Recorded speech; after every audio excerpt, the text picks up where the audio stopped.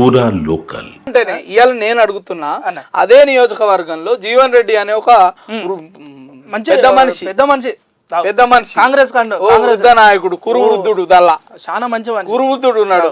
కనీసం ఆయన అడుగునన్నా అడగాలి కదా. పరిస్థితి అయితే మరి చెప్పలేని తిరుగున్నదన్న ఆయన పరిస్థితి. అయినా చూడు, కాంగ్రెస్ కు జీవన్ రెడ్డి గుడ్ బై అట. ఏందన్నంటే అంటే దాదాపు 40 ఏళ్ళ రాజకీయ అనుభవం అన్న. 11 సార్లు పోటీ చేసిండు, 6 సార్లు గెలిచిండు. సరే మొన్న జరిగిన ఎన్నికలలో గెలవాలి. కథ ఎట్లున్నదంటే గుండు గీసినాక తిథి నక్షత్రాలు చూసినట్టున్నది. ఈయన పరిస్థితి ఎట్లా గుండు గీసిండు, తెలియకుండా గుండు గీసిండు. గుండు గీసి తిథి నక్షత్రాలు చూసుకుంటూ ఇప్పుడు మంత్రిని ఇంకో కొంతమంది కార్యకర్తల్ని పంపి బుజ్జగింపులు చేస్తుండు. ఎందుకు ఉండాలి మరి? ఆయన నియోజకవర్గంలో ఆయనకు తెలియకుండా పార్టీ ఫిరాయింపు చేస్తుంటే ఎందుకు ఉండాలి మరి? మరి నెక్స్ట్ ఎమ్మెల్యే పదవి ఆయనకి ఇస్తావా, ఈయనకి ఇస్తావా? ఎవరికి ఇస్తావు? ఈయన పెద్ద బంటు, ఈయన మామూలుడు కాదు, పండితుడు, బాగా పండితుడు. ఎలా గ్రాడ్యుయేట్ల తరపున గెలిచి నిరుద్యోగులకు, ఉద్యోగులకు, విద్యార్థుల కోసం కొట్లాడాల్సింది పోయి ఈయన రాజకీయాలు కొట్లాడుతుండు. అంత పెద్ద మేధావి. ఈయన గురించి తర్వాత మాట్లాడుకుందాం. కానీ నేనేమంటున్నా, ఈ పరిస్థితులలో కనీసము ఆ నియోజకవర్గానికి ఒక పెద్ద అన్నప్పుడు ఆయనను సంప్రదించాలి, ఒక మాట చెప్పాలి. అయితే అన్న ఇప్పుడు ఇంకో మళ్ళీ సంజయ్ కూడా ఇవ్వలు, ఈయనకు ప్రత్యర్థి అంటే పోటీ చేసినందుకు పోటీ ఉన్నవాడే. మరి పోటీ ఉన్నవాని మీదే ఇలా కాంగ్రెస్ పెద్ద మనిషిని వదిలిపెట్టి నైట్ తీసుకొచ్చి కండువ కప్పిలు. మరి వాడు వీడైతాడు రాత్రికి రాత్రే వాడు వీడైతాడు ఎందుకంటే రాజకీయాలలో పెద్ద తేడా లేదు కదా. రాజకీయంలో ఎవరు శాశ్వత శత్రువులు కాదు, ఎవరు శాశ్వత మిత్రులు కాదు. అప్పటికప్పుడే విధానపరమైన నిర్ణయాల పట్లనే చర్చ, విధానపరమైన నిర్ణయాలనే వీళ్ళ పోటీ. ఈయన పిల్లని ఇంకోళ్ళకి ఇచ్చుకుంటాడు, టిఆర్ఎస్ లోకి ఇచ్చుకుంటాడు, టిఆర్ఎస్ లో పిల్లని వీళ్ళకి తెచ్చుకుంటారు, ఈయన పిల్లని బీజేపీలోకి ఇచ్చుకుంటారు, బీజేపీలో. అవన్నీ సత్సంబంధాలు ఉంటాయి అన్న. ఇవాళ ఒక దాదాపు ఇంత మంచి అనుభవం ఉన్న రాజకీయ నాయకుడిని ఇంత మోసం చేసింది ఈ కాంగ్రెస్ పార్టీ.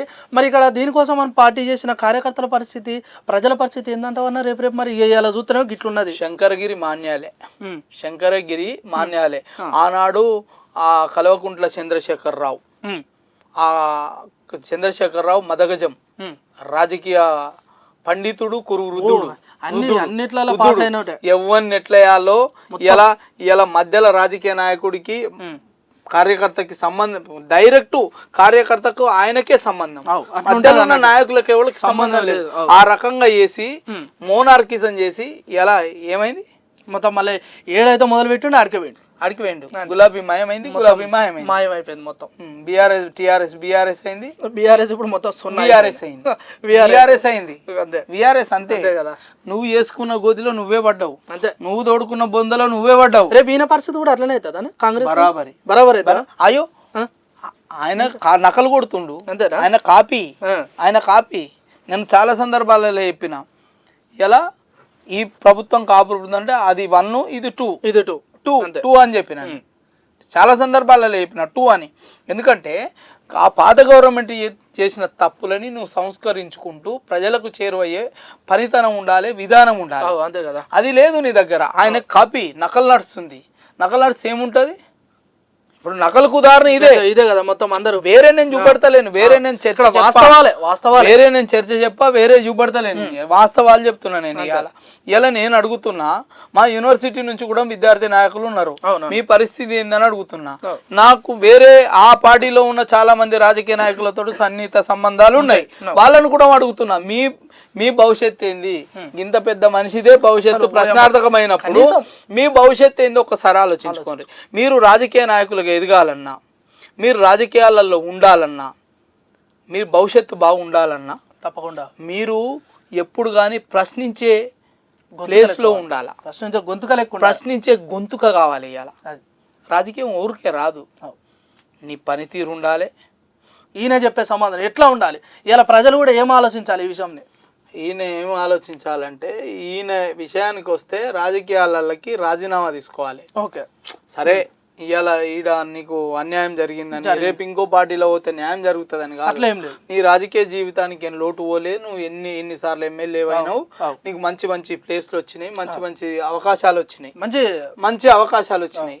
నీ రాజకీయ వారసత్వాన్ని ఇంకోలకి చూపిస్తూ గుడ్ బై చెప్పాలి.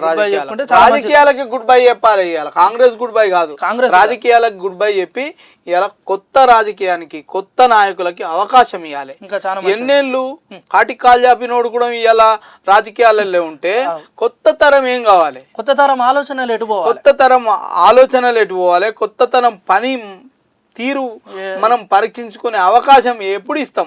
ఇంకా వీళ్ళు తండ్రి పోతే కొడుకు పోతే కొడుకు ఇక వీళ్ళ కుటుంబ పాలనే జరుగుతుంది. ఒకప్పుడు కుటుంబ పాలన అనుకున్నా మళ్ళీ ఇవాళకి అదే జరుగుతుంది. ఒకప్పుడు లావులది, ఇప్పుడు రేటులది. ఏం లేదు, వీళ్ళిద్దరూ జగిత్యాల నియోజకవర్గానికి సున్నా చేసింది ఏం లేదు. ఏమంటే ఏం లేదు.